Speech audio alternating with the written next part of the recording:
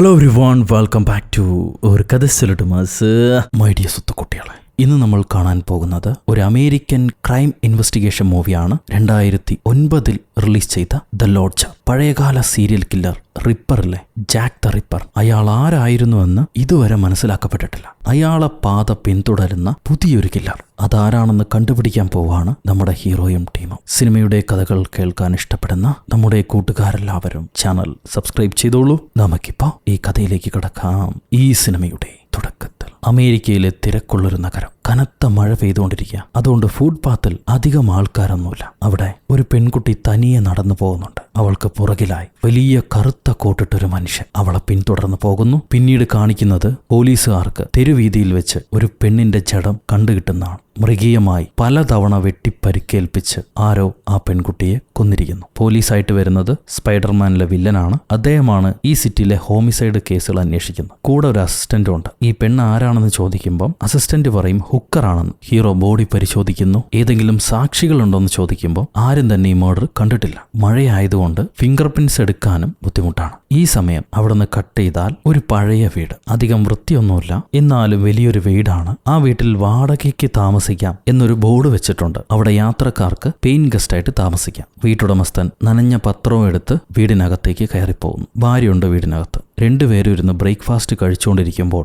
ഈ ടൗണിൽ നടന്ന കൊലപാതകത്തെ പറ്റിയുള്ള ന്യൂസ് ടിവിയിൽ ഓടുന്നുണ്ടാവും. കത്തി ഉപയോഗിച്ചിട്ടാണ് കൊലപാതകി ഈ മർഡർ ചെയ്തിരിക്കുന്നത്. നമ്മുടെ ഈ വീട്ടമ്മയ്ക്ക് ഭർത്താവിന് എന്തോ ഒരു സംശയമുള്ളതുപോലെ അയാളുടെ ആക്ടിവിറ്റീസിൽ ഭാര്യയ്ക്ക് സംശയമുണ്ട്. ഈ സമയത്ത് TV ന്യൂസിൽ 8 വർഷങ്ങൾക്ക് മുന്നേ നടന്ന 2 കൊലപാതകങ്ങൾ അതിലെ പ്രതി പിടിക്കപ്പെട്ടിരുന്നു. അയാളെ തൂക്കുകയറിന് വിധിക്കുകയും തൂക്കി കൊല്ലുകയും ചെയ്തു കഴിഞ്ഞു. എന്നിട്ടാണ് ഇപ്പോ അയാൾ ചെയ്ത അതേപോലത്തെ പുതിയൊരു കൊലപാതകം തുടങ്ങിയിരിക്കുന്നത്. അന്ന് ആ പ്രതിയെ പിടിച്ചത് നമ്മുടെ ഹീറോ ആയിരുന്നു. ഇപ്പൊ എന്തുകൊണ്ടാണ് ഇങ്ങനെ വീണ്ടും കൊലപാതകങ്ങൾ നടക്കണേന്ന് ചാനലുകാർ ചോദിക്കും. കൂടുതൽ വിവരങ്ങൾ പറയാനായിട്ടില്ല എന്ന് പറഞ്ഞ് ഹീറോ അവരെ ഒഴിവാക്കിയിട്ട് പോവാണ്. ഈ സമയത്ത് ഇവിടെ നമ്മുടെ പഴയ വീട്ടിലെ വീട്ടമ്മ പുതിയ താമസക്കാരൊന്നും വാടകയ്ക്ക് വന്നിട്ടില്ല. അതുകൊണ്ട് ദിവസച്ചെലവിന് പണം കുറവാണെന്ന് പറയും. അത് കേട്ട് ഭർത്താവ് റെന്റ് 800 കുറയ്ക്കി ചിലപ്പോൾ നമ്മൾക്ക് ഈ മാസം ആളെ കിട്ടും എന്ന് പറയുന്നുണ്ട്. അത് കഴിയുമ്പോൾ ഇവിടെ ഹീറോയ്ക്ക് പുതിയൊരു ലെറ്റർ വന്നിരിക്കുന്നു. അസിസ്റ്റന്റ് ആണ് കൊണ്ടുവന്ന് കൊടുക്കുക. ആ ലെറ്റർ കണ്ട് ഹീറോ ഷോക്ക് ആവുന്നുണ്ട്. മറ്റാരെങ്കിലും ഇത് കണ്ടിരുന്നോ എന്ന് അസിസ്റ്റന്റിനോട് ചോദിക്കും. ആരുമില്ല എന്നാണ് പുള്ളി പറയുക. ഈ നേരം വീണ്ടും നമ്മുടെ വീട്ടമ്മയുടെ അടുത്ത് വന്നാൽ അവർ വീട് ക്ലീൻ ചെയ്തുകൊണ്ടിരിക്കുകയാണ് തന്റെ കൊച്ചു പയ്യന്റെ കൂടെ. ആ സമയത്തായിരിക്കും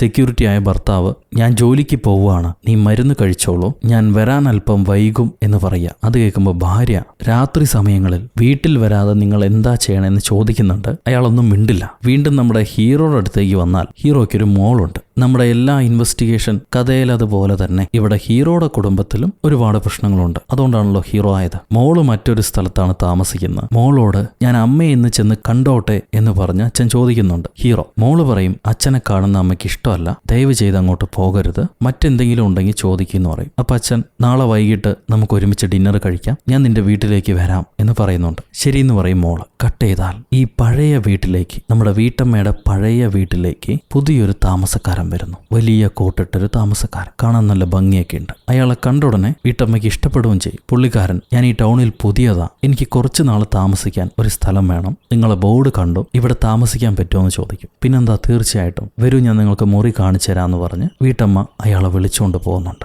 ഈ നേരം ഹീറോ മരിച്ച പെണ്ണിന്റെ ഓട്ടോപ്സി റിപ്പോർട്ട് എടുത്തുകൊണ്ടിരിക്കാവും. ഏകദേശം 40ഓളം വെട്ടുകളുണ്ട് ശരീരത്തിൽ. ആ പെണ്ണിന്റെ ശരീരത്തിൽ മൂർച്ചയുള്ളൊരു കത്തിയാണ് ഉപയോഗിച്ചിരിക്കുന്നത്. പണ്ട് ഹീറോ 2 പെണ്ണുങ്ങളെ കൊന്ന കേസിൽ ആന്റോണിയോ എന്ന് പറഞ്ഞ ആളെ അറസ്റ്റ് ചെയ്തിരുന്നു. ഏതാണ്ട് അയാൾ കൊല്ലുന്ന അതേ രീതിയിലാണ് ഈ പുതിയ കില്ലർ കൊന്നിട്ടുള്ളത്. ഈ വിവരങ്ങളെല്ലാം ഹീറോ ശേഖരിച്ചുകൊണ്ടിരിക്കുന്ന സമയം നമ്മുടെ വീട്ടമ്മ പുതിയ താമസക്കാരന് അയാൾ താമസിക്കേണ്ട ഗസ്റ്റ് ഹൗസ് കാണിച്ചു കൊടുക്കുന്നു. ഇവരെ വീടിന് വെളിയിലായി ഒരു പൂന്തോട്ട വീടെന്ന കണക്കെയാണ് ആ സെപ്പറേറ്റ് വീടുള്ളത്. ആ പുതിയ താമസക്കാരൻ മുറിയൊക്കെ നോക്കിയിട്ട് എനിക്കിഷ്ടപ്പെട്ടു, എത്രയാണ് അഡ്വാൻസ് എന്ന് ചോദിച്ച് അവർ ചോദിക്കുന്ന മുഴുവൻ പണവും ഒറ്റ പേയ്മെന്റ് ആയിട്ട് കൊടുക്കുന്നുണ്ട്. എന്നിട്ട് പറയും എനിക്കൊരൊറ്റ കണ്ടീഷനേ ഉള്ളൂ, ഞാനൊരു കഥ എഴുതാനാണ് വന്നിരിക്കുന്നത്, എന്നെ ഡിസ്റ്റർബ് ചെയ്യരുത്, അനാവശ്യമായി ഈ വീട്ടിലേക്ക് വരരുത്, എന്തെങ്കിലും ആവശ്യമുണ്ടെങ്കിൽ ഞാൻ തന്നെ നിങ്ങളെ അറിയിക്കാം എന്ന് പുള്ളിക്കാരൻ പറയും. ഈ സമയത്ത് പോലീസുകാരെ നോക്കിയാൽ ഹീറോയുടെ പോലീസ് ഡിപ്പാർട്ട്മെന്റ് മാത്രമല്ല LAPD എന്ന ഡിപ്പാർട്ട്മെന്റും ഈ കേസിൽ ഇൻവോൾവ് ആവുന്നുണ്ട്. അത് ഹീറോയ്ക്ക് ഇഷ്ടപ്പെടുന്നില്ല, എന്നാലും അവർ ഇൻവോൾവ് ആകും.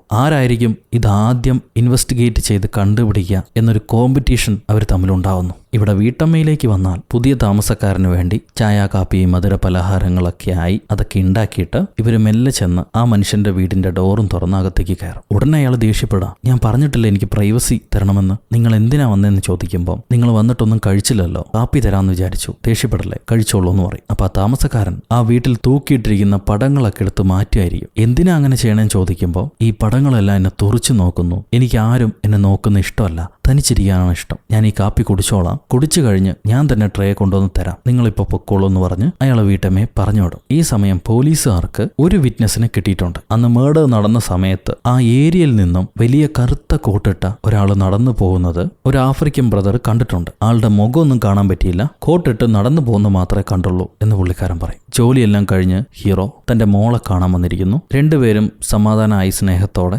ഡിന്നർ കഴിച്ചുകൊണ്ടിരിക്കുക. അപ്പൊ പെട്ടെന്ന് മോള് ദേഷ്യപ്പെട്ട്, അമ്മയുടെ അവസ്ഥയ്ക്ക് നിങ്ങളാണ് കാരണം, നിങ്ങളാണ് അമ്മയെ ഈ കോലത്തിലാക്കിയത്, നിങ്ങൾ ഒരുപാട് കൺട്രോൾ ചെയ്തത് കൊണ്ടാണ് അമ്മയ്ക്ക് ഈ അവസ്ഥ പറ്റിയത് എന്ന് പറഞ്ഞ് അച്ഛനെ കുറ്റപ്പെടുത്തുക. അപ്പൊ അച്ഛൻ പറയും, നീ ഒരു കോണിൽ നിന്ന് മാത്രം കാര്യങ്ങൾ കണ്ടറിഞ്ഞതുകൊണ്ട് തെറ്റിദ്ധരിച്ചതാ, ഇതിൽ ഒരുപാട് വിഷയങ്ങളുണ്ട്, അവളുടെ ഈ അവസ്ഥയ്ക്ക് ഞാനല്ല കാരണം, തെറ്റിദ്ധാരണയാണ്. ഉടനെ മോള് ദേഷ്യപ്പെട്ട്, എനിക്ക് നിങ്ങളോടൊപ്പം ഭക്ഷണം കഴിക്കാൻ താല്പര്യമില്ല, നാളെ ക്ലാസ് ഉണ്ട്, സമയമായി, ഇറങ്ങി പൊക്കോളാൻ പറയും. അപ്പം വിഷമിച്ച് ഇറങ്ങി പോകുന്നു. പോകാൻ നേരം കൊച്ചുമോളല്ലേ, ഒരു മുത്തവും കൊടുത്തിട്ടാണ് പോകുന്നത്. വീണ്ടും നമ്മുടെ വീട്ടമ്മയുടെ വീട്ടിലേക്ക് വന്നാൽ പുതിയൊരു താമസക്കാരൻ വന്നു, മുഴുവൻ പേയ്മെന്റും സിംഗിൾ പേയ്മെന്റ് ആയിട്ട് തന്നു എന്നവര് ഭർത്താവിനോട് പറയും. അയാൾ എഴുത്തുകാരനാത്രേ, ചെന്ന് ഡിസ്റ്റർബ് ചെയ്യേണ്ടെന്നാണ് എന്നോട് പറഞ്ഞത്, നിങ്ങൾ ചെന്ന് നോക്കണ്ട, എന്തെങ്കിലും ആവശ്യമുണ്ടെങ്കിൽ ഞാൻ അയാൾക്ക് കൊടുത്തോളാം, വെറുതെ ശല്യപ്പെടുത്തി ആളെ ഒഴിച്ചു കളയണ്ടെന്ന് പറയും പുള്ളിക്കാരി ഭർത്താവിനോട്. എന്നിട്ട് അങ്ങേർക്ക് ഭക്ഷണങ്ങൾ ഉണ്ടാക്കി കൊടുക്കാൻ വേണ്ടി സാധനങ്ങൾ വാങ്ങിക്കാൻ ഇവര് മാർക്കറ്റിലേക്ക് പോവാണ്. അവിടുന്ന് കട്ട് ചെയ്താൽ പോലീസ് സ്റ്റേഷനിൽ ഹീറോയുടെ അസിസ്റ്റന്റ് പുള്ളിക്കാരൻ പറയാണ്, ആ ബോഡിയിൽ നിന്നും വേറൊരു ഫിംഗർ പ്രിന്റും കിട്ടിയിട്ടില്ല,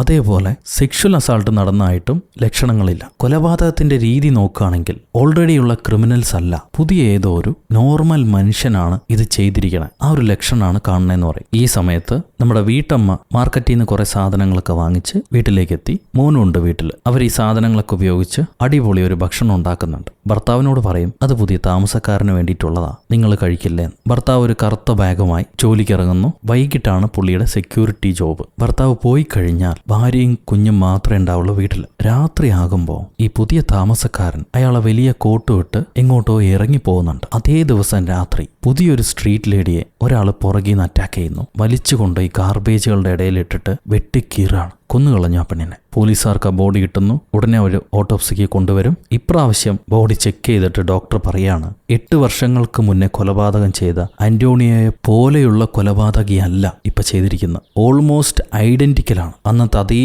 സ്റ്റൈൽ ഓഫ് കൊലപാതകമാണ് ഇപ്പൊ ചെയ്തിരിക്കുന്നത്. അങ്ങനെയാണെങ്കിൽ 8 വർഷം മുന്നേ പിടിക്കപ്പെട്ട ആള് അയാളല്ല കൊലപാതകി, അയാൾ ഫ്രെയിം ചെയ്യപ്പെട്ടതായിരിക്കും എന്ന് ഡോക്ടർ പറയുന്നു. ഹീറോയും അസിസ്റ്റന്റും ഷോക്കാവും. പിന്നെ മറ്റൊരു കാര്യം കൂടിയുണ്ട്. ഇതേ രീതിയിൽ പ്രോസ്റ്റിറ്റ്യൂട്ടുകളെ വർഷങ്ങൾക്ക് മുന്നേ കൊലപാതകം ചെയ്ത ഒരു സീരിയൽ കില്ലറിലെ റിപ്പർ, അയാളുടെ അതേ ഫോർമുലയാണ് ഈ കില്ലറും ഇമിറ്റേറ്റ് ചെയ്യാൻ ശ്രമിച്ചിരിക്കുന്നത്, ജാക്ക് ദ റിപ്പർ. ഇതും കേട്ട് ഹീറോയും അസിസ്റ്റന്റും ഷോക്കാവും. വെറുതെ ഷോക്കാവുക അവര്. കട്ട് ചെയ്താൽ നമ്മുടെ വീട്ടമ്മ അവര് സുന്ദരിയായി ഒരുങ്ങിയിട്ടാണ് ഭക്ഷണം കൊടുക്കാൻ പോകുന്നത്. അവർക്ക് ഈ പുതിയ താമസക്കാരന് ഇഷ്ടപ്പെട്ടല്ലോ, എങ്ങനെയെങ്കിലും തന്റെ വഴിക്ക് വളച്ചെടുക്കാൻ അവർ ആഗ്രഹിക്കുന്നുണ്ട്. നോക്കാം എന്താ സംഭവിക്കുകയെന്ന്.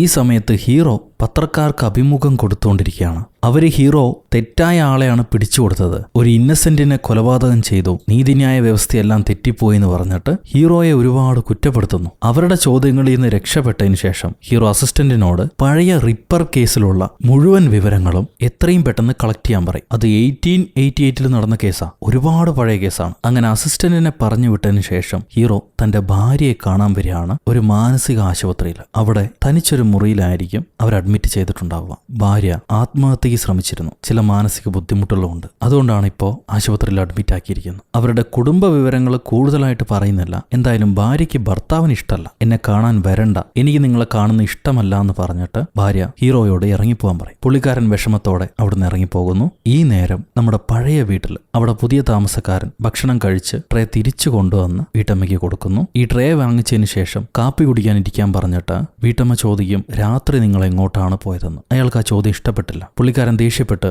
എനിക്ക് വേറെ ചെറിയ ജോലികളുണ്ട്, ഞാൻ ഉടനെ പോണെന്ന് പറഞ്ഞ് അവിടുന്ന് ഇറങ്ങാൻ നിൽക്കുക. അപ്പൊ വീട്ടമ്മ സോറി പറയും, ക്ഷമിക്കൂ, ഞാൻ അങ്ങനെ ചോദിക്കാൻ പാടില്ലായിരുന്നു, അതെന്റെ ജോലിയല്ല, എന്തായാലും നിങ്ങൾ വന്നതിൽ സന്തോഷം. ഇത് കഴിഞ്ഞ് ഒരു ഉച്ച സമയമാകുമ്പോൾ ആരോ തീയിട്ട് കത്തിക്കുന്നതിന്റെ കരിഞ്ഞ മണം കണ്ട് വീട്ടമ്മ വീടിന് വെളിയിലേക്ക് വന്ന് നോക്കുമ്പം ആ പുതിയ താമസക്കാരൻ അയാളുടെ വസ്ത്രങ്ങളിട്ട് കത്തിച്ചുകൊണ്ടിരിക്കുക. എന്തു പറ്റിയെന്ന് വീട്ടമ്മ ചോദിക്കുമ്പം ആ താമസക്കാരന്റെ പേര് മാൽക്കം എന്നാണ്. മാൽക്കം പറയും, ഞാൻ എന്റെ വസ്ത്രങ്ങൾ അയൺ ചെയ്യുന്നതിന്റെ ഇടയ്ക്ക് അത് തീ പിടിച്ചു, വേസ്റ്റ് ആയിപ്പോയി, പിന്നെ അത് വെച്ചോണ്ടിരിക്കണ്ടല്ലോ, അതുകൊണ്ട് കത്തിക്കുന്നതാണെന്ന് പുള്ളിക്കാരൻ പറയും. എന്നിട്ട് എനിക്ക് അത്യാവശ്യമായി ഒരു ജോലിക്ക് പോകണം, ഇപ്പൊ മാറാൻ വസ്ത്രങ്ങളില്ല, നിങ്ങളെ ഭർത്താവിന് ഒരുപാട് തുണികളുണ്ടല്ലോ, അതിലെ 2 വസ്ത്രം എനിക്ക് തരാവോ, ഒരു മീറ്റിംഗ് കഴിഞ്ഞതിന് ശേഷം ഞാൻ തിരിച്ചു തരാമെന്ന് പറയും. ഇവർക്കതിൽ സംശയമൊന്നും തോന്നുന്നില്ല വീട്ടമ്മയ്ക്ക്. അതിനെന്താ, ഞാൻ തരാലോ എന്ന് പുള്ളിക്കാരി പറയുന്നുണ്ട്. ഈ നേരത്ത് ഹീറോയുടെ അസിസ്റ്റന്റ് പഴയ റിപ്പറിന്റെ കേസിലെ എല്ലാ ഡീറ്റെയിൽസും കളക്ട് ചെയ്തുകൊണ്ടിരിക്കുക. ഒപ്പം ഹീറോയും 8 വർഷങ്ങൾക്ക് മുന്നേ നടന്ന 2 കൊലപാതകങ്ങളില്ലേ, 2 സ്ത്രീകളുടെ കൊലപാതകങ്ങൾ, അതിന്റെ ഡീറ്റെയിൽസും എടുക്കുന്നുണ്ട്. ആ ഡാറ്റാ ഫയൽസിൽ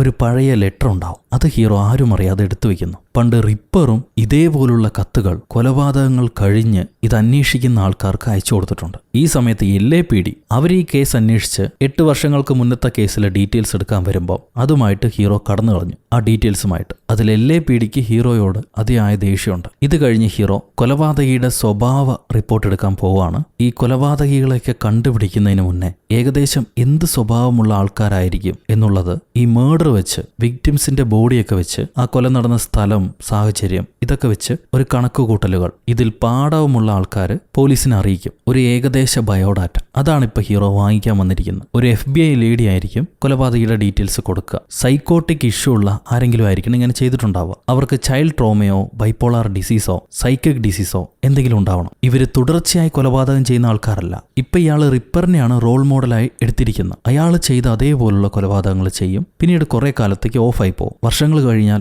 വീണ്ടും ചിലപ്പോൾ ഇതുപോലെ ഉയർത്തെഴുന്നേറ്റ് വരാം. വളരെ സാധാരണ സ്വഭാവമുള്ള ആൾക്കാരായിരിക്കും. എന്നാൽ റിപ്പർ സെക്ഷൽ അസാൾട്ട് ചെയ്തിട്ടുണ്ട് ആ കാലത്ത്. എന്നാൽ ഇപ്പത്തെ കൊലപാതകി അതിന് ശ്രമിച്ചിട്ടില്ല. ഒരുപക്ഷെ എന്തെങ്കിലും രോഗമുള്ളവരോ അല്ലെങ്കിൽ സ്ത്രീകളെ ഇഷ്ടപ്പെടാത്തവരോ അതിന് കഴിയാത്തവരോ ആയിരിക്കണം. ഇത്രയൊക്കെ ബയോഡാറ്റ ഡീറ്റെയിൽസ് കിട്ടിയിട്ടുള്ളൂ. ഈ നേരത്ത് നമ്മുടെ പഴയ വീട്, അവിടെ രാത്രി കിച്ചണിൽ നിന്ന് എന്തോ ശബ്ദം കേട്ടിട്ട് വീട്ടമ്മ എഴുന്നേറ്റ് പോയി നോക്കുക. അപ്പോ ആ പുതിയ താമസക്കാരൻ ഇവരെ വീടിനകത്ത് കയറി കിച്ചണിൽ എന്തൊക്കെയോ പരിശോധിച്ചുകൊണ്ടിരിക്കുന്നു. എന്തുപറ്റി, എന്താണ് വേണ്ടെന്ന് ചോദിക്കുമ്പോൾ അയാൾ പറയും, എനിക്കൊരു കത്രിക വേണമായിരുന്നു അർജന്റായിട്ട്, നിങ്ങൾ ഉറങ്ങിയത് കൊണ്ട് ഡിസ്റ്റർബ് ചെയ്യണ്ടെന്ന് വെച്ച് ഞാൻ എടുക്കാൻ വന്നാന്ന് പറയും പുള്ളിക്കാരൻ. പെണ്ണിന് ഓൾറെഡി ആ പുതിയ താമസക്കാരന് ഇഷ്ടമാണല്ലോ. രാത്രി സമയം, വീട്ടിൽ മറ്റാരുമില്ല. അങ്ങനെ ഒരു ഡിപ്ലോമാറ്റിക് സിറ്റുവേഷൻ ആയതുകൊണ്ട് അവൾ മെല്ലെ ആ പുതിയ താമസക്കാരൻ്റെ അടുത്ത് വന്ന് ഈ കത്രിക എടുത്തു കൊടുക്കും. എന്നിട്ടൊരു ഉമ്മയ്ക്ക് തയ്യാറായിട്ട് നിൽക്കുക, ഞാൻ എന്തിനും റെഡിയാണ് എന്ന മട്ടില്. പക്ഷേ ഈ താമസക്കാരൻ അവളുടെ ഓഫർ ഏറ്റെടുക്കുന്നില്ല. അവൾ ഇഗ്നോർ ചെയ്തിട്ട് അവിടെ നിന്ന് മാറിപ്പോകുന്നു. നമ്മുടെ കില്ലർക്ക് കിട്ടിയ ബയോഡാറ്റ പോലെ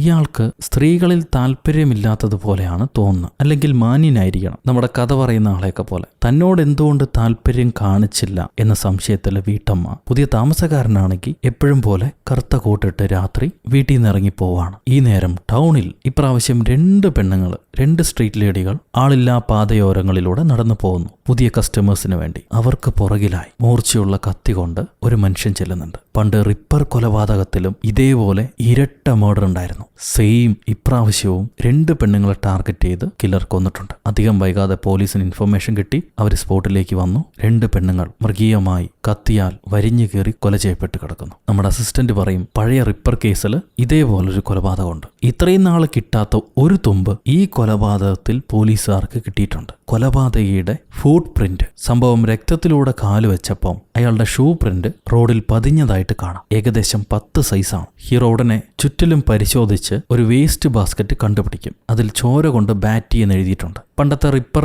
കേസിലും അങ്ങനെ ഉണ്ട്. ഈ ബാസ്ക്കറ്റിനകത്ത് നിന്നും ഒരു ചോര പുരണ്ട തുണി ഹീറോ എടുക്കും. അസിസ്റ്റന്റ് ചോദിക്കുകയാണ്, അതിനകത്തൊരു ചോര പുരണ്ട തുണി ഉണ്ടാവുമെന്ന് നിങ്ങൾക്ക് എങ്ങനെ മനസ്സിലായി? അപ്പൊ ഹീറോ പറയും, പണ്ടത്തെ റിപ്പർ കേസ് ഒരുപാട് നാളായിട്ട് ഹീറോയും പരിശോധിക്കുന്നുണ്ട്. അതിൽ ഇതേപോലെ ഇരട്ട കൊലപാതകം നടന്നപ്പോൾ ഒരു മെസ്സേജ് എഴുതി രക്തത്തിൽ പൊതിഞ്ഞ് ബാസ്ക്കറ്റിൽ ഇതേപോലെ ഒരു തുണി ഇട്ടിരുന്നു. അന്നതിൽ മെസ്സേജ് ഉണ്ടായിരുന്നു, ഇന്ന് വെറും തുണി മാത്രമാണുള്ളത്, രക്തം പുരണ്ട് മെസ്സേജ് ഒന്നുമില്ല. എന്നാൽ റിപ്പറെയാണ് താൻ റോൾ മോഡലായി വെച്ചിരിക്കണമെന്ന് കാണിക്കാൻ വേണ്ടിയിട്ടായിരിക്കണം അതേ ടൈപ്പ് കൊലപാതകം ചെയ്തിട്ടുണ്ടാവുക. അന്നത്തെ റിപ്പർ കേസിൽ ഒരു സാക്ഷി ഉണ്ടായിരുന്നു. അങ്ങനെയാണെങ്കിൽ ഈ കേസിൽ ഒരു സാക്ഷി ഉണ്ടാവുമെന്ന് പറഞ്ഞ് ചുറ്റുള്ള വീടുകളെല്ലാം ഹീറോ കയറി പരിശോധിക്കുമ്പോൾ ഒരു മുത്തശ്ശൻ ഈ കൊലപാതകം കണ്ടിരുന്നു. മുഴുവനായി കണ്ടില്ല. ഒരു വലിയ കോട്ടിട്ട മനുഷ്യൻ മനുഷ്യൻ ഈ പെണ്ണുങ്ങളെ ആക്രമിക്കുന്ന കണ്ടു. എന്താ സംഭവിക്കുന്നതെന്ന് കാര്യമായിട്ട് എനിക്ക് മനസ്സിലായില്ല. ഇരുട്ടായിരുന്നു. പിന്നെ അയാളുടെ കയ്യിൽ ഒരു കറുത്ത ബാഗ് ഉണ്ടായിരുന്നു. അതാണ് പുതിയ ഇൻഫർമേഷൻ. കോട്ട് മാത്രമല്ല, ഒരു കറുത്ത ബാഗും ഉണ്ടായിരുന്നു. സോ ഈ വിവരങ്ങളെല്ലാം പോലീസുകാർ കളക്ട് ചെയ്യുമ്പോൾ നാട് മൊത്തം ഹീറോയ്ക്കെതിരെ പ്രതിഷേധം നടക്കുക. കാരണം 8 വർഷങ്ങൾക്ക് മുന്നേ നിരപരാധിയായ ഒരാളെ പിടിച്ച് കൊന്നുകളഞ്ഞു എന്ന് പറഞ്ഞിട്ട് അതിന് ഉത്തരവാദി ഹീറോയാണെന്നും പറഞ്ഞ് നാട് മൊത്തം പ്രതിഷേധം നടക്കുന്നു. ഇപ്പോഴാണ് ഹീറോ തന്റെ അസിസ്റ്റന്റിന് ലാസ്റ്റ് ഹീറോയ്ക്ക് വന്ന ലെറ്ററും പണ്ട് 8 വർഷങ്ങൾക്ക് മുന്നേ ഹീറോയ്ക്ക് വന്ന ലെറ്ററും കാണിച്ചു കൊടുക്കുക. പുള്ളിക്കാരൻ ഇതെന്താന്ന് ചോദിക്കുമ്പോൾ പഴയ അലോഷ്യസ് കേസിൽ അവൻ അറസ്റ്റ് ചെയ്തതിന് ശേഷം ഈ ലെറ്റർ എനിക്ക് വന്നിരുന്നു. ഞാനത് കാര്യമാക്കിയില്ല. ആ കേസ് ഫയലിന്റെ കൂടെ ഇട്ടിട്ട് തുടർ നടപടികൾക്ക് പോവാണ് ചെയ്തത്. എന്നാൽ അതേ ആൾ എഴുതിയ ലെറ്റർ ഇത്രയും വർഷങ്ങൾക്ക് ശേഷം വീണ്ടും എനിക്ക് വന്നിട്ടുണ്ട്. ഞാൻ 2 ലെറ്ററും പരിശോധിക്കാൻ കൊടുത്തു. രണ്ടും എഴുതിയത് ഒരാൾ തന്നെയാണ്, ഒരേ ഇങ്ക് വെച്ചിട്ട്. പണ്ട് പിടിക്കപ്പെട്ട ആൾ തന്നെയായിരുന്നോ യഥാർത്ഥ പ്രതി എന്നെനിക്കറിയില്ല. പക്ഷെ അയാൾക്കെതിരെ ഒരുപാട് തെളിവുകളുണ്ടായിരുന്നു. കണ്ണുകൊണ്ട് കണ്ട സാക്ഷികൾ വരെയുണ്ട്. പിന്നെ എങ്ങനെയാണ് അയാൾ ഫ്രെയിം ചെയ്യപ്പെടുക? എന്തായാലും ഇപ്പോൾ കൊലപാതകം ചെയ്യുന്ന ആള് പണ്ട് റിപ്പർ എങ്ങനെയാണോ ഓരോരുത്തരെയും കൊന്നത് അതേപോലെയാണ്, അതേ പാറ്റേണിലാണ് കൊന്നുകൊണ്ടുവരുന്നത്. അവനെ വിട്ടുകഴിഞ്ഞാൽ 2 കൊലപാതകങ്ങൾ കൂടെ അവൻ ചെയ്യും. അത് കഴിഞ്ഞ് മറഞ്ഞു പോകും. പിന്നെയും വർഷങ്ങൾക്ക് ശേഷമായിരിക്കും ഉയർത്തെഴുന്നേൽക്കുക. അതുവരെ നമ്മൾ കാത്തിരിക്കരുത്. ഇനി 2 കൊലപാതകങ്ങൾ നടക്കുന്നതിന് മുന്നേ അവനെ പിടിക്കണം. ഹീറോ ആ ഫുട് പ്രിന്റ് എടുത്തിട്ട് അതിന്റെ ഡീറ്റെയിൽസ് ചെക്ക് ചെയ്യാൻ പറഞ്ഞിരുന്നു. അസിസ്റ്റന്റ് ചെക്ക് ചെയ്തിട്ടുണ്ട്. റാപ്റ്റർ കമ്പനിയുടെ വർക്കിംഗ് ബൂട്ട്സ് ആണത്. എന്നാൽ കുറച്ച് നാൾ പഴയ മാനുഫാക്ചർ ആയതുകൊണ്ട് തന്നെ അധികം ആളുകൾ ഇപ്പം അത് ഉപയോഗിക്കുന്നില്ല. ഇപ്പോൾ ഉപയോഗിക്കുന്ന കുറച്ച് ആൾക്കാരുടെ ഡീറ്റെയിൽസ് ഞാൻ എത്രയും പെട്ടെന്ന് കളക്ട് ചെയ്യാന്ന് പറയും അസിസ്റ്റന്റ്. ഈ സമയത്ത് ഹീറോയ്ക്ക് മറ്റൊരു പണി കിട്ടുന്നുണ്ട്. നാട്ടുകാരെല്ലാം പഴയ കേസ് ഹീറോ തെറ്റിച്ചു എന്ന് പറയുന്നതുകൊണ്ട് അധികാരികൾക്ക് ഹീറോയെ സസ്പെൻഷനിൽ വിടാതെ വേറെ വഴിയില്ല. അതുകൊണ്ട് ഹീറോയെ അവർ സസ്പെൻഡ് ചെയ്യുന്നു. അങ്ങനെ അവിടെ കച്ചറകൾ നടക്കുമ്പം ഇവിടെ വീട്ടമ്മ ഭക്ഷണവുമായി നമ്മുടെ പുതിയ താമസക്കാരന്റെ മുറിയിലേക്ക് വരുന്നു. സ്നേഹത്തോടെ ഭക്ഷണം വെച്ചു കൊടുത്തിട്ട് തിരിച്ചിറങ്ങാൻ നേരം അയാളുടെ ബൂട്ട് ഒരു പേപ്പറിന് മുകളിൽ വെച്ചിരിക്കുന്നതായിട്ട് പുള്ളിക്കാരി കാണും. എന്താ പറ്റിയെന്ന് ചോദിക്കുമ്പോൾ ഇന്നലെ കുറച്ച് ചെളി കൂടെ ഞാൻ നടക്കേണ്ടി വന്നു, അതുകൊണ്ട് ബൂട്ട് ക്ലീൻ ചെയ്ത് ഉണക്കാൻ വെച്ചിരിക്കുകയാണെന്ന് പുള്ളിക്കാരൻ പറയും. ഇവൾക്ക് സംശയം തോന്നില്ല. ഭർത്താവിന്റെ വസ്ത്രം ഇയാൾക്ക് കൊടുത്തിരുന്നു, അത് നല്ല രസമായിട്ട് ഫിറ്റ് ആവുന്നുണ്ടെന്ന് ഇവൾ പറയും. പറഞ്ഞിറങ്ങാൻ നേരം നമ്മുടെ താമസക്കാരൻ അവൾക്ക് നല്ലൊരു ചുംബനം കൊടുക്കുന്നുണ്ട്. ഇത് കാണുമ്പോൾ നമുക്ക് സംശയമാവും, അവന് സ്ത്രീകളോട് താല്പര്യമുണ്ടോ ഇല്ലയോ, അതോ അവളെ സമാധാനിപ്പിക്കാൻ ചെയ്യുന്നതാണോ. ഇങ്ങനെ സംശയം നിൽക്കുമ്പം ശരിക്കുള്ള ഭർത്താവ് അയാൾ വീട്ടിലേക്ക് എത്തിക്കഴിഞ്ഞു. ഭാര്യയെ കാണാത്തോണ്ട് ഇയാൾ ഈ ഔട്ട് ഹൗസിലേക്ക് വരികയാണ് ഭാര്യ അന്വേഷിച്ച്. ഇപ്പൊ പിടിക്കപ്പെടുമോ? അവിടെ 2 മാടപ്രാവുകൾ സന്തോഷിച്ചുകൊണ്ടിരിക്കുകയല്ലേ, അവര് പിടിക്കപ്പെടുമോ എന്ന ഭയത്തിലായിരിക്കും നമ്മള്. അപ്പണ്ട് ഇയാള് വീടിനടുത്തേക്ക് എത്തുമ്പോഴേക്കും ഈ ഷൂവുമായി പെണ്ണ് പുറത്തേക്ക് ഇറങ്ങി വരും. നീ അവിടെ എന്താ ചെയ്തോണ്ടിരിക്കണേന്ന് ഭർത്താവ് ചോദിക്കുമ്പോൾ ഞാൻ ഷൂ കഴുകിക്കൊണ്ടിരിക്കുവായിരുന്നു, നിങ്ങൾ അപ്പോഴേക്ക് എത്തിയോ, ഞാൻ ഭക്ഷണം എടുത്ത് വെക്കാന്ന് പറഞ്ഞ് ഇവള് വീടിനകത്തേക്ക് കയറിപ്പോ. ഈ നേരത്ത് പോലീസ് സ്റ്റേഷനിൽ കിട്ടിയ ഒരു എവിഡൻസ് ആ ഷൂവിന്റെ അടയാളം. ഇത് മാത്രമേ പോലീസുകാർക്ക് കിട്ടിയിട്ടുള്ളൂ. അതവര് പത്രക്കാർക്ക് ന്യൂസ് ആയിട്ട് കൊടുത്തിരിക്കുക. ഇത് അസിസ്റ്റന്റ് പോലീസുകാരൻ കാണുന്നുണ്ട്. അതേപോലെ നമ്മുടെ വീട്ടമ്മയും ഈ ന്യൂസ് കാണുന്നുണ്ടാവും. അവൾ ആ വീട്ടിൽ ഉണക്കാൻ വെച്ചിരിക്കുന്ന ബോട്ട് എടുത്തോണ്ട് വന്ന് ഈ അടയാളത്തിൽ വെച്ച് നോക്കും. സെയിം ബോട്ടാണ്, സെയിം ഫുട് പ്രിന്റ്. അവളിങ്ങനെ പേടിച്ചിരിക്കുമ്പം ഇവിടെ അസിസ്റ്റന്റ് പോലീസുകാരൻ ചീഫിനോട് ചെന്ന് ചൂടാവും. നമുക്ക് ആകെ കിട്ടിയ ഒരു എവിഡൻസ് അത് നിങ്ങളിങ്ങനെ പബ്ലിഷ് ചെയ്ത് കഴിഞ്ഞാൽ കില്ലർ അലേർട്ട് ആവില്ലേ, നമുക്ക് എങ്ങനെ പിന്നീട് പ്രൊസീഡ് ചെയ്യാൻ പറ്റും, നിങ്ങൾ എന്ത് പണിയാ കാണിച്ച മുതലാളി എന്ന് ചോദിക്കുമ്പോൾ ചീഫ് പറയുക പബ്ലിക് ടെൻഷനായിരിക്കുക, പോലീസുകാരൊന്നും ചെയ്യുന്നില്ലേ, മുടി പറിച്ചുകൊണ്ടിരിക്കുകയാണോ എന്നാണ് അവർ ചോദിക്കുന്നത്. നമ്മൾ ഇൻവെസ്റ്റിഗേറ്റ് ചെയ്യുന്നുണ്ട് എന്നുള്ള കാര്യം അവരറിയണ്ടേ. അതിനാണ് ഈ കീ എവിഡൻസ് ഞാൻ ഫ്ലാഷ് ചെയ്ത് കൊടുത്ത്, അല്ലെങ്കിൽ കൂടുതൽ പ്രശ്നമാവുമെന്ന് ചീഫ് പറയാം. ഹീറോനെ ആണെങ്കിൽ ഈ കേസിൽ നിന്ന് സസ്പെൻഡ് ചെയ്ത് മുഴുവൻ കേസ് ഇപ്പൊ LAPD ആണ് അന്വേഷിക്കുന്നത്. ഹീറോയെ കുറ്റപ്പെടുത്തി ഒരുപാട് ന്യൂസ് ചാനലുകാർ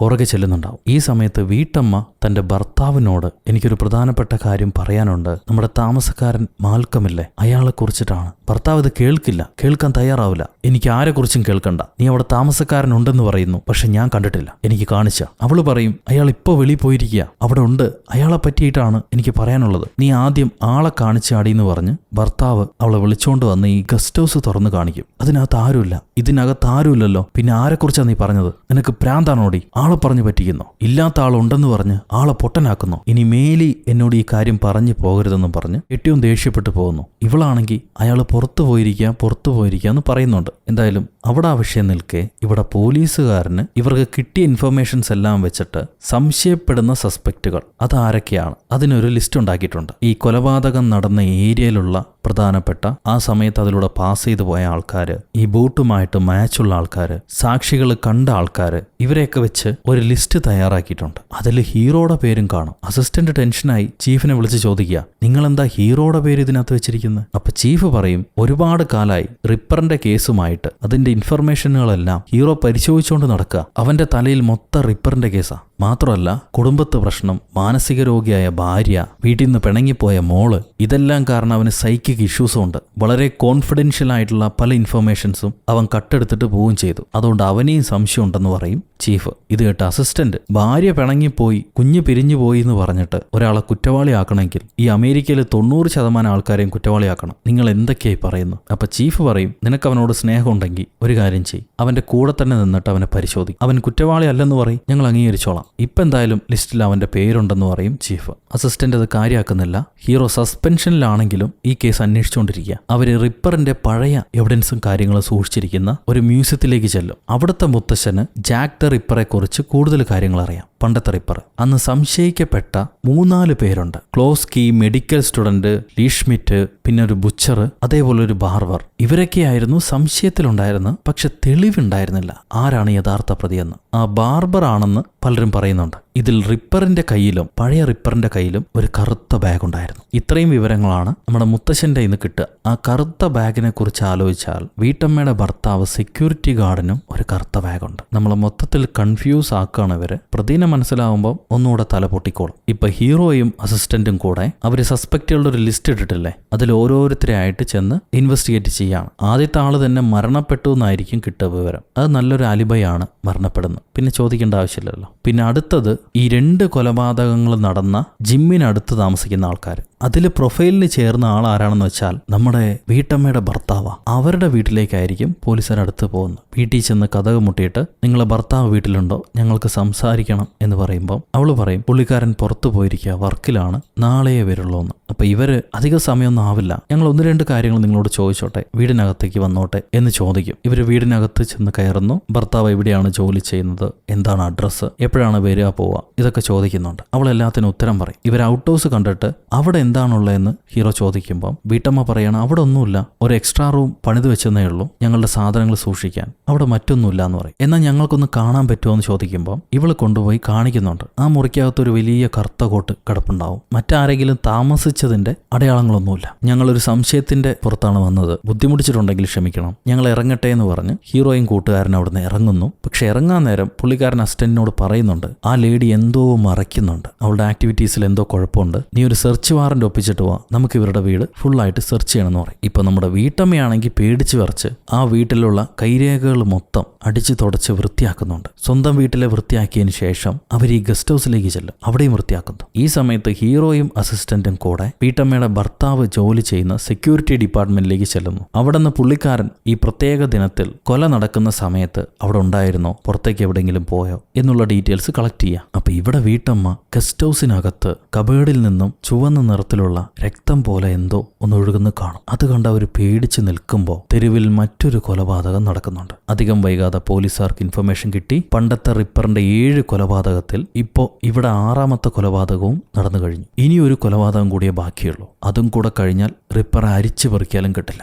ഇപ്പോ വീട്ടിൽ ആ രക്തം കണ്ട് പേടിച്ചിരിക്കുന്ന വീട്ടമ്മയുടെ അടുത്തേക്ക് കില്ലർ വരികയാണ്. അയാൾ പറയും, നീ കാണുന്നത് രക്തമല്ല, അതൊരു ചുവന്ന ബോട്ടിൽ ഇങ്ക് മാത്രമാണ്. ചുവന്ന ഇങ്ക് ബോട്ടിലായതുകൊണ്ട് ഞാനത് മാറ്റി വെച്ചതായിരുന്നു. ഞാൻ തന്നോട് പറഞ്ഞിട്ടുണ്ട് ചോദിക്കാതെ എൻ്റെ മുറിക്കകത്തേക്ക് കയറരുതെന്ന്. വീട്ടമ്മ പേടിച്ചിട്ട്, ഞാൻ ആരോടും ഇത് പറയില്ല, ഞാൻ ക്ലീൻ ചെയ്യാൻ കയറിയെന്നേ ഉള്ളൂ, ഞാൻ നിങ്ങൾക്കൊരു ശല്യമാവില്ല, എന്നെ വിട്ടേക്കൂ, ഞാൻ ആരോടും പറയില്ല, ഐ എം സോറി എന്ന് പറഞ്ഞിട്ട് അവൾ ഉടനെ അവിടുന്ന് ഇറങ്ങി പോവാണ്. ഈ സമയത്ത് വീട്ടമ്മയുടെ ഭർത്താവ് സെക്യൂരിറ്റി ഓഫീസിലേക്ക് വരുമ്പോൾ അങ്ങേരെ അന്വേഷിച്ച് പോലീസുകാർ വന്നിരുന്നതായിട്ട് കൂട്ടുകാരൻ പറയും. ഇവിടെ LAPD ഡിപ്പാർട്ട്മെന്റിന് അവർ ഹീറോയുടെ വീട് പരിശോധിക്കുമ്പോൾ ഈ കില്ലർ അയച്ച കത്തുകൾ കിട്ടുന്നുണ്ട്. അതെല്ലാം ഹീറോ മറ്റ് പോലീസുകാരുടെ ഇന്ന് മറച്ചു വെച്ചാണല്ലോ. അതുകൊണ്ട് ഹീറോയുടെ മേലെ അവർക്ക് വീണ്ടും സംശയമായി. ഹീറോനെ അറസ്റ്റ് ചെയ്യാനുള്ള ഉത്തരവിറക്കും. ഈ സമയം ഹീറോ പണ്ടത്തെ റിപ്പർ കൊലപാതകത്തിൽ എവിടെ വെച്ചിട്ടാണ് ഓരോ കൊലപാതകങ്ങളും നടന്നത് എന്നുള്ള ഡീറ്റെയിൽസ് പരിശോധിക്കുക. അപ്പൊ ഇപ്പത്തെ കൊലപാതകവും അതേപോലെ പണ്ട് നടന്ന അതേ സ്ഥലങ്ങളിൽ അതേ സ്ട്രീറ്റുകളിൽ വെച്ചിട്ടാണ് നടന്നിരിക്കുന്നത്. അതിൽ അവസാനത്തെ കൊലപാതകം റിപ്പർ താമസിക്കുന്ന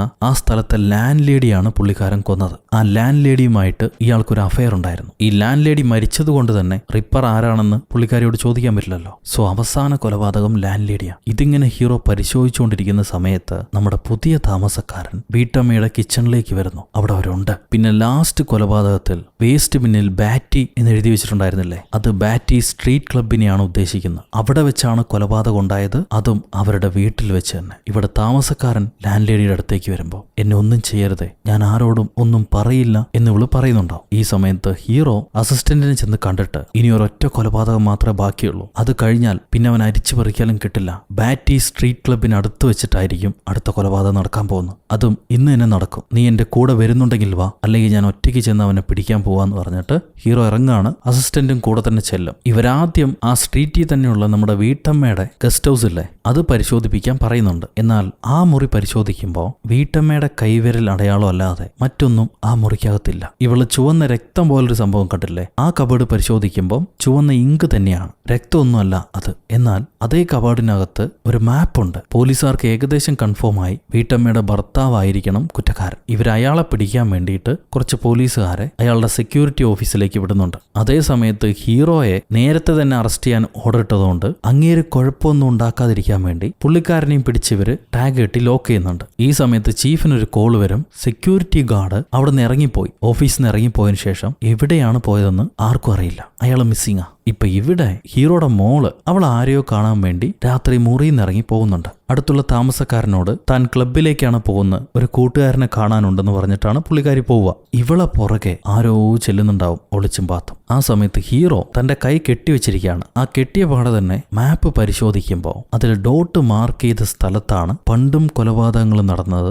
ഇപ്പോഴും നടക്കുന്നത്, അവസാനം നടക്കാൻ പോകുന്ന സ്ഥലം അതിനകത്ത് മാർക്ക് ചെയ്തിട്ടുണ്ട്. ആ സ്ഥലം കണ്ട് ഹീറോ ഞെട്ടിപ്പോകും. ഹീറോയുടെ മോള് താമസിക്കുന്ന ഹോട്ടൽ മുറിയാണ് അതിൽ മാർക്ക് ചെയ്തിരിക്കുന്നത്. ഉടനെ ടാഗ് പൊട്ടിക്കാൻ പറഞ്ഞിട്ട് ഹീറോ അവിടെ നിന്ന് ചാടി ഇറങ്ങുക അസിസ്റ്റന്റിന്റെ കൂടെ. എന്റെ മോളെയാണ് ആ കൊലപാതകി ടാർഗറ്റ് ചെയ്തിരിക്കുന്നത്, ഈ കേസ് അന്വേഷിക്കുന്നത് ഞാനാണെന്ന് അറിഞ്ഞുള്ള റിവഞ്ച്. അവസാനത്തെ കൊലപാതകം ആ പെണ്ണിന്റെ മുറിയിൽ വെച്ചിട്ടായിരുന്നു, വീട്ടിൽ വെച്ച്. നമുക്ക് മോളുടെ മുറിയിലേക്ക് എത്രയും പെട്ടെന്ന് ചെല്ലണമെന്ന് പറഞ്ഞ് ഇവരോടി മുറിയിലേക്ക് ചെല്ലുമ്പോൾ അവിടെ മോളില്ല. അയൽക്കാരനോട് ചോദിക്കുമ്പോൾ അയാൾ പറയും കൂട്ടുകാരനെ കാണാൻ വേണ്ടി ക്ലബിലേക്ക് പോയിരിക്കുകയാണെന്ന്. ഇവരുടനെ ആ ക്ലബുള്ള ഭാഗത്തേക്ക് ചീറിപ്പാഞ്ഞു വരാം. ആ സമയത്ത് മോളെ ഒരാൾ ഫോളോ ചെയ്യുന്നുണ്ടെന്ന് മോൾക്ക് മനസ്സിലായി. അവൾ അയാളുടെ കയ്യിൽ നിന്ന് രക്ഷപ്പെടാൻ വേണ്ടി ഓടുകയായിരിക്കും. അപ്പോഴാണ് പോലീസ് കാർ വരുന്ന സൈറൻ കേൾക്കുക. നമ്മുടെ ഹീറോയും അസിസ്റ്റന്റുമാണത്. ഇവള് പോലീസ് കാറിനെ കാണുമ്പോൾ കൈ കാണിച്ചു നിർത്തും. അച്ഛൻ ഉടനെ ചാടി ഇറങ്ങുന്നു. ഈ ഇറങ്ങാനുള്ള ഗ്യാപ്പിൽ കില്ലർ മോൾ അറ്റാക്ക് ചെയ്യുന്നുണ്ട്. ഭാഗ്യത്തിന് ഹീറോ തോക്കുകൊണ്ട് 1-2 വെടിവെക്കുമ്പോഴേക്കും കില്ലർ ഇരുട്ടിലേക്ക് ഓടി മറഞ്ഞു. മോളെ സുരക്ഷിതയായി തന്റെ അസിസ്റ്റന്റിനെ ഏൽപ്പിച്ചതിന് ശേഷം ഹീറോ ഈ കില്ലർക്ക് പുറകെ ഓടിച്ചെല്ലും. എന്നാൽ ഒളിച്ചിരുന്ന കില്ലർ ഹീറോയുടെ കൈ വെട്ടിയതിന് ശേഷം അടുത്തുള്ള വീട്ടിലേക്ക് ചാടിക്കയറുക. ആ വീട് മറ്റാരുടെയും വീടല്ല, നമ്മുടെ വീട്ടമ്മയുടെ വീടാ. ഇവരറിഞ്ഞ് ബാക്കിയുള്ള പോലീസുകാരും അവിടെ എത്തിക്കഴിഞ്ഞു. ഹീറോ അവരോട് പറയും കില്ലർ ഈ വീടിനകത്തുണ്ടത്. ഇവര് വീടെല്ലാം ചവിട്ടി പൊളിച്ച് അകത്ത് കയറി നോക്കുമ്പോൾ വിക്ടിംസിനെ കൊന്ന ആ കത്തിയുമായി വീട്ടമ്മ ചിരിച്ചുകൊണ്ടിരിക്കുന്നു. പോലീസുകാർ ഉടനെ ആ കത്തി താഴെയിടാൻ പറഞ്ഞ് ഇവൾക്ക് വിലങ്ങ് വെക്കുകയാണ്. എന്നിട്ട് അവർ വീടിനകത്ത് കയറി വീണ്ടും പരിശോധിക്കും. നോക്കുമ്പോൾ അവളുടെ ഭർത്താവിന് ഒരുപാട് വെട്ടേറ്റിട്ടുണ്ട്. അയാൾ മരണത്തിന് വേണ്ടി പിടയായിരിക്കും. അവസാനമായി അയാള് ഹീറോയോട് എന്തോ ഒരു കാര്യം പറയുന്നുണ്ട്, നമുക്കത് കേൾക്കില്ല. ഇപ്പോ കില്ലറ ബയോഡാറ്റ കൊടുത്തില്ലേ, ആ ഡോക്ടർ വന്നിട്ടുണ്ട്. അവര് പറയാണ് നമ്മുടെ വീട്ടമ്മയുടെ മനോവസ്ഥ. 8 വർഷങ്ങൾക്ക് മുന്നേ അവർക്കൊരു കുഞ്ഞ് ജനിച്ചു. ആ കുഞ്ഞ് പ്രസവത്തിൽ തന്നെ മരണപ്പെട്ടു. അതിലവൾക്ക് മാനസികമായ ബുദ്ധിമുട്ടുകളുണ്ടായി. കുഞ്ഞായിരിക്കുമ്പോൾ തന്നെ വീട്ടിൽ നിന്ന് ഒരുപാട് പീഡനങ്ങൾ അനുഭവിച്ചതാണ്. സ്വന്തം കുഞ്ഞ് മരണപ്പെടുകയും കൂടെ ചെയ്തപ്പം അവളുടെ മാനസിക നില തകർന്നുപോയി. പിന്നെ സന്തോഷം കിട്ടാൻ വേണ്ടി ഒരു ഫാന്റസി വേൾഡ് സ്വന്തമായി ഉണ്ടാക്കി അതിനകത്താണ് ഇപ്പൊ ആ പെണ്ണ് ജീവിക്കുന്നത്. 8 വർഷങ്ങൾക്ക് മുന്നേ തന്റെ കുഞ്ഞിന് ഇത് സംഭവിച്ചപ്പോൾ ആ സമയത്ത് തന്നെയാണ് 2 കൊലപാതകങ്ങൾ നാട്ടിൽ നടക്കുന്നത്. ആ കൊലപാതകങ്ങൾ ജാക്ക് ദ റിപ്പർ കൊലപാതകങ്ങൾ പോലെയാണെന്ന് ന്യൂസ് മുഖാന്തരം അറിഞ്ഞപ്പോൾ ഇവൾ ആ ഫാന്റസി വേൾഡിലേക്ക് എൻട്രായി. താനാണത് ചെയ്യുന്നതെന്ന് മനസ്സുകൊണ്ട് വിചാരിച്ചു, നമ്മുടെ മണിച്ചിത്രത്താഴ് ഗംഗയെ പോലെ. എന്നിട്ടാണ് ഹീറോയ്ക്ക് ആ കത്തയച്ചത്. ഇപ്പൊ 8 വർഷങ്ങൾ കഴിഞ്ഞ് തന്റെ ഫാന്റസി വേൾഡിൽ ഒരു പുതിയ താമസക്കാരൻ വന്നതായി അവൾ ഇമാജിൻ ചെയ്തു. അയാളുമായിട്ടൊരു അഫെയർ ഉള്ളതായിട്ടും അവൾ ഇമാജിൻ ചെയ്തു. അതിന്റെ എല്ലാം കാരണം റിപ്പറിന്റെ യഥാർത്ഥ കഥയാ. അതിലും ഇങ്ങനെയുണ്ട്. തന്റെ കുഞ്ഞു മോനെയും അവൾ ഇമാജിൻ ചെയ്തു, അതേപോലെ ഈ താമസക്കാരനെയും അവൾ ഇമാജിൻ ചെയ്തു. ആ താമസക്കാരൻ റിപ്പർ ആണെന്നും അയാൾ നാട്ടിൽ ഒരുപാട് കൊലപാതകങ്ങൾ ചെയ്യുന്നുണ്ടെന്നും ഇവളൊരു ഊഹക്കഥ തന്റെ മനസ്സിലുണ്ടാക്കി. അത് റിയാലിറ്റി ആവണമെങ്കിൽ നാട്ടിൽ ശരിക്കും കൊലപാതകങ്ങൾ നടക്കണ്ടേ. അതുകൊണ്ട് ഇവള് തന്നെ രാത്രി കാലങ്ങളിൽ ആ ഇമാജിനറി ക്യാരക്ടറായി, അതായത് ആ താമസക്കാരനായി റോട്ടിലേക്ക് ഇറങ്ങുക ഓരോരുത്തരെയും കൊല്ലാൻ വേണ്ടി. സോ ഇപ്പൊ നടന്ന കൊലപാതകങ്ങളെല്ലാം തന്നെ ഈ പെണ്ണാണ് ചെയ്തത്. പണ്ട് നടന്ന 2 കൊലപാതകങ്ങൾ അത് ആ പഴയ കില്ലർ തന്നെയാണ് ചെയ്തത്. ഇതാണ് ഡോക്ടർ നിഗമനം, യാഥാർത്ഥ്യം. റിയൽ വേൾഡിൽ നമ്മുടെ ഈ വീട്ടമ്മ ജീവിക്കുന്നില്ല. അവരുടേതൊരു ഫാന്റസി ലോകം മാത്രമാണ്. പോലീസുകാര് അവളെ അറസ്റ്റ് ചെയ്ത് കൊണ്ടുപോകുമ്പോൾ മോൻ ടിമ്മിയുടെ കാര്യം ഞങ്ങൾ നോക്കിക്കോളാം, നിങ്ങൾ പേടിക്കണ്ട എന്ന് ഡോക്ടർ പറയുന്നുണ്ട്. അപ്പൊ ഈ ലേഡി പറയും ടിമ്മി മരിച്ചിട്ട് ഒരുപാട് കാലമായെന്ന്. മോൻ ജീവിച്ചിരിക്കുന്നതായിട്ട് അവൾ ഇമാജിൻ ചെയ്യുന്നതാണെങ്കിൽ പിന്നെ എന്തുകൊണ്ട് ടിമ്മി മരിച്ചു എന്നവൾ പറയണം. എന്തായാലും കില്ലറെ കിട്ടിയ കാര്യം നാട്ടുകാരെ അറിയിച്ച് പോലീസ് കുറച്ച് സമാധാനം കൊള്ളുന്നുണ്ട്. അപ്പോഴും അസിസ്റ്റന്റിന് ഹീറോയ്ക്ക് ഒരു തൃപ്തിയായിട്ടില്ലയോ എന്ന സംശയം. നിങ്ങൾക്ക് എന്താണ് കുഴപ്പം, അവളല്ല തെറ്റുകാരി എന്ന് നിങ്ങൾ വിചാരിക്കുന്നുണ്ടോ? അസിസ്റ്റന്റ് അങ്ങനെ ചോദിക്കുമ്പം ഹീറോ ഒന്നും മിണ്ടുന്നില്ല. ഈ സമയത്ത് പുതിയൊരു പെയിൻ ഗസ്റ്റ് വീട്ടിലേക്ക് നമ്മുടെ സുന്ദരൻ താമസക്കാരൻ ചെല്ലുന്നു. അവിടെയും ഉണ്ട് ഒരു വീട്ടമ്മ. ഞാൻ ഈ നാട്ടിൽ പുതിയ കാര്യങ്ങൾ പഠിക്കാനും ചെയ്യാനും വേണ്ടിയിട്ട് വന്നതാ, എനിക്ക് നിങ്ങളുടെ വീട് ഇഷ്ടപ്പെട്ടു എന്ന് പറഞ്ഞ് അയാൾ വീടിനകത്തേക്ക് കയറും. അപ്പൊ യഥാർത്ഥ കൊലപാതകി ആരാ? ഇനിയിപ്പോ അവസാനം നമ്മൾ കണ്ട ഈ സീൻ നമുക്ക് തോന്നിയതാണോ, അത് സിനിമയിൽ ഇല്ലാത്തതാണോ? അപ്പൊ യഥാർത്ഥ കൊലപാതകി ആരാ? ഞാൻ തന്നെയാണോ? ഇങ്ങനെ ഒരുപാട് ചോദ്യങ്ങൾ ബാക്കി വെച്ച് നീ തല പുണ്ണാക്കിക്കോ എന്ന് പറഞ്ഞിട്ട് അവിടെ വെച്ച് ദ ലോഡ്ജർ എന്ന സിനിമ അവസാനിക്കുന്നു. സോ ഗൈസ്, എങ്ങനെയുണ്ട് ഈ കഥ? നിങ്ങൾക്ക് ഇഷ്ടപ്പെട്ടു എന്ന് വിചാരിക്കുന്നു. നിങ്ങളുടെ അഭിപ്രായം കമന്റിലൂടെ രേഖപ്പെടുത്തുക. ലൈക്ക് ചെയ്യാനും ഷെയർ ചെയ്യാനും പുതിയ കൂട്ടുകാരെല്ലാവരും ചാനൽ സബ്സ്ക്രൈബ് ചെയ്യാനും ഒരിക്കലും മറക്കരുത്. അടുത്തൊരു അടിപൊളി സിനിമയായിട്ട് വീണ്ടും കണ്ടുമുട്ടുന്നത് വരെ, until then, it's bye from ഒരു കഥ സൊല്ലട്ടുമാസ്.